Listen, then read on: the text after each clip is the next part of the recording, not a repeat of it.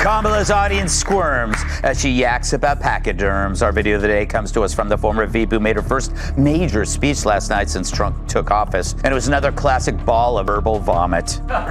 Well, first I want to point out something Jessica said, that Trump began as a millionaire and now he's a billionaire. I think that makes him an expert in this. I would rather listen to somebody who began as a millionaire and is now a billionaire than somebody who doesn't have a damn clue about economics. Kamala Harris just got torched on national TV.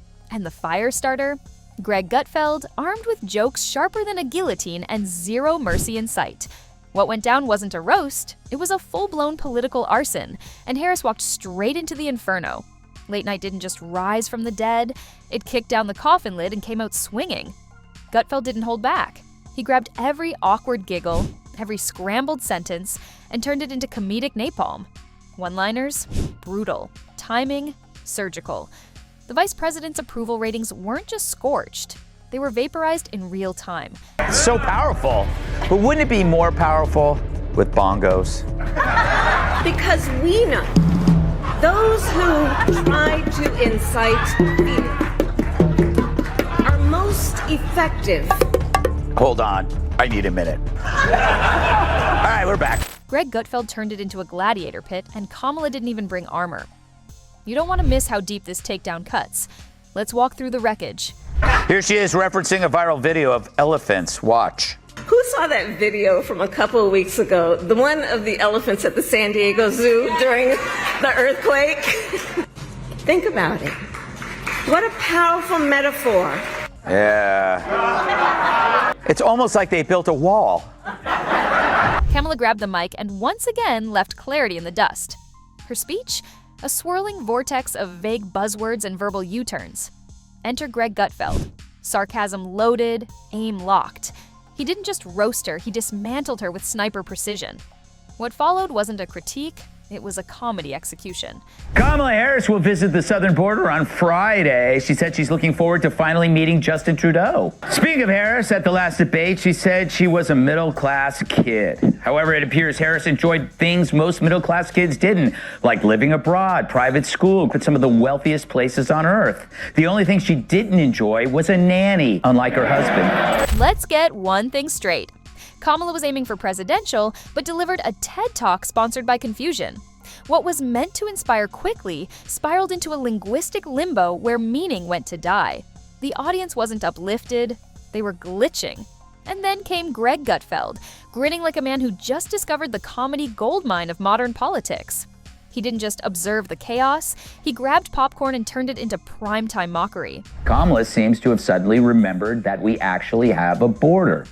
For she's announced she's going to the border. True, after 4 years of denying there's a border crisis, what's changed? Why the 180? Do you suppose it's the polls? Greg didn't come armed with notes. He came armed with instinct, and Kamala delivered the setup on a silver platter.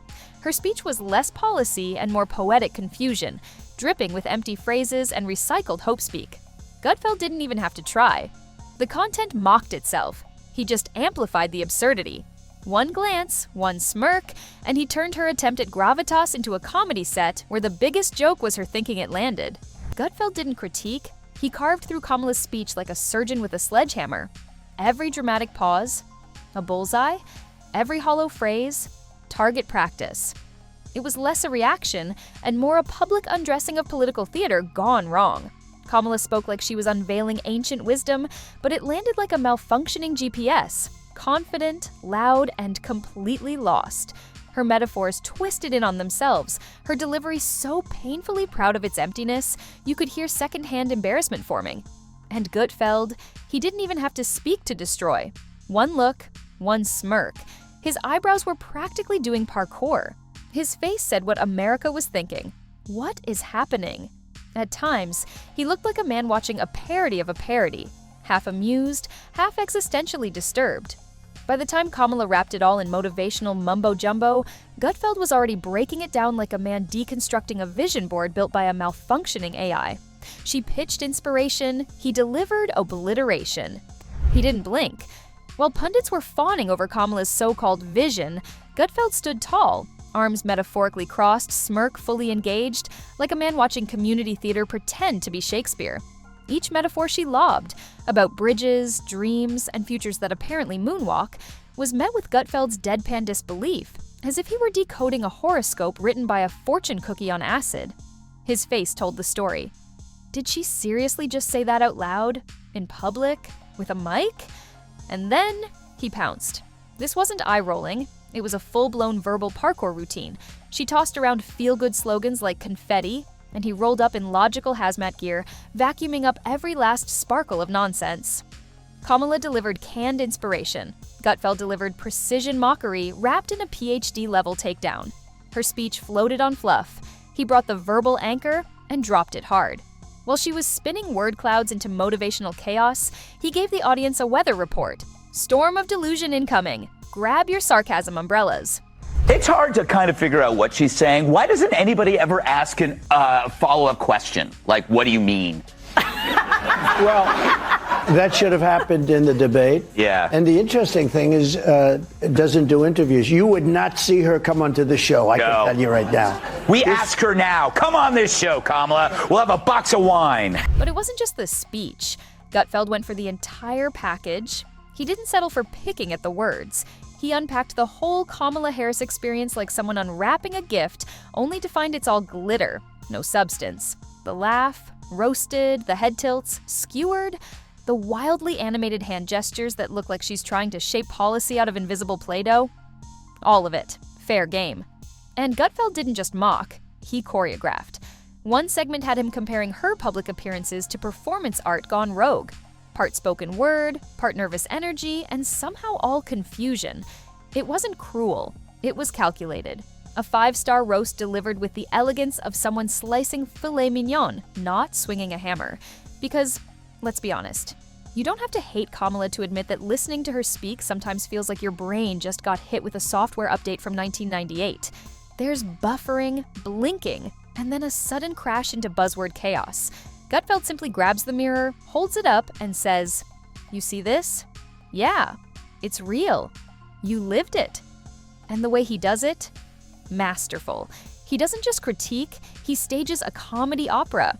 Every pause, every vague platitude becomes part of a satirical masterpiece, where the only thing running smoother than his punchlines is the audience's realization that, yes, this is what political clarity has come to. Interpretive nonsense set to a laugh track. He didn't just analyze, he reverse-engineered her like a glitching Rubik's Cube assembled during a power outage. Gutfeld took Kamala's theatrical expressions, scrambled metaphors, and oddly robotic enthusiasm and spun them into a satire so sharp it practically whistled. The genius? It wasn't rage, it was restraint. Surgical strikes of sarcasm delivered with the calm of a man who's seen one too many TED Talks dissolve into nonsense. For everyone who's ever paused mid-speech wondering, is it me or did that sentence forget where it was going? Gutfeld answered loud and clear, "It's not you." The punchline wasn't crafted. It arrived already assembled by Kamala herself. And America? It didn't laugh to be cruel. It laughed because finally, someone said what the nation had been side-eyeing for months. This wasn't political theater. It was a national debrief. Gutfeld played the role of satirical detective, walking us through a speech like a tour guide in a house of mirrors, pointing out the warping, the confusion, the sudden turns into metaphorical dead ends. And in the end, it didn't feel like a takedown. It felt like catharsis. He zeroed in on the audience like a wildlife documentary, tracking the confused glances, the polite chuckles, the frantic phone checks from people silently praying for a fire alarm. It was a comedy goldmine, and Gutfeld mined it with surgical joy. Then he went digital. Kamala's Twitter feed, torn apart like ancient scrolls of inspirational nonsense. One tweet read like it was written by a toaster that binge-watched Pinterest, and Gutfeld delivered it with bedtime story calm, as if the nation needed a lullaby to forget the syntax chaos. Somewhere, a calm staffer screamed into a throw pillow, but Gutfeld didn't stop at roasting. He contextualized the chaos. He held up Kamala Harris not just as a speaker, but as a symbol of an administration running low on charisma and clinging to enthusiasm like it's on back order. The comedy didn't come from cruelty, it came from disbelief. The kind of deadpan, slow blink confusion you feel when someone earnestly compares the moon to moral leadership and expects applause. No rants, no shouting, just a long stare into the camera that said, "This is where we are now." And honestly, it landed harder than any one-liner. Of course, cue the outrage patrol. The usual defenders of decorum showed up in full force, accusing Gutfeld of disrespect. But let's be real, Kamala had already turned public discourse into interpretive yoga. Gutfeld didn't tear down the institution. He just pointed to the wreckage and said, "You see it too, right?" Meanwhile, the rest of us were just relieved someone finally ripped the mask off the madness. Gutfeld didn't just mock Kamala, he distilled the collective cringe into pure satire. Her speeches? Less presidential vision, more unscripted slam poetry with a teleprompter glitch. And he nailed it. Kamala isn't difficult to parody because she's profound. She's difficult because the parody is the reality. And Gutfeld, with a smirk and a scalpel, turned that absurdity into art. He didn't shout. He didn't rage. He simply pointed at the spectacle and said, "Yep, this is what passes for leadership now." From the fake French accent to those now legendary circular definitions, Gutfeld didn't need to exaggerate. He just hit rewind and let the cringe speak for itself. That's what made it brilliant. Gutfeld wasn't cracking jokes. He was harvesting them, like a man strolling through a political orchard where every low-hanging fruit comes pre-packaged with a punchline. Kamala's greatest hits? He didn't rewrite them, he reframed them, turning each stumble and slogan into a tile in a dazzling mural titled, "Wait, this is real?" And the ending? Pure Gutfeld gold. No fiery rant, no moral outrage, just a smirk, a shrug, and the quiet devastation of a man who's seen too much nonsense to even be surprised anymore. It wasn't commentary, it was closure. A eulogy for coherent political speech, delivered with the dry wit of someone who's accepted that this is the circus and we're all front row. By the time he rapped, it felt less like satire and more like group therapy for anyone who's ever watched Kamala speak and asked, was that English or just sound pretending to be meaning? Gutfeld gave that confusion a home. He didn't just expose the absurdity, he built a campfire around it and toasted s'mores. And the best part? It never felt cruel. It wasn't rooted in hate. It was pure, baffled amusement. Because Gutfeld doesn't despise Kamala, he's just genuinely fascinated by her, like a scientist watching a blender try to explain philosophy. Like a man who made a dinner reservation expecting filet mignon and got served a scented breeze on a porcelain plate, Gutfeld sat there, trying to yelp his way through the absurdity without sounding like he'd lost his grip on reality. So where are we now?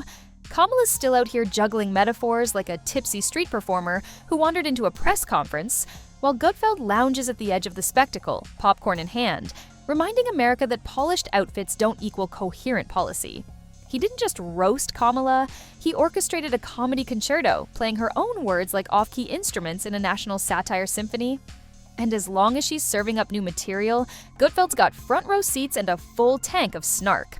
Because honestly, the only thing more baffling than Kamala's speeches is watching Greg sit through them with deadpan brilliance and emerge more sarcastic than ever. Let's face it, somebody has to make sense of the nonsense. And if not sense, at least a damn good punchline.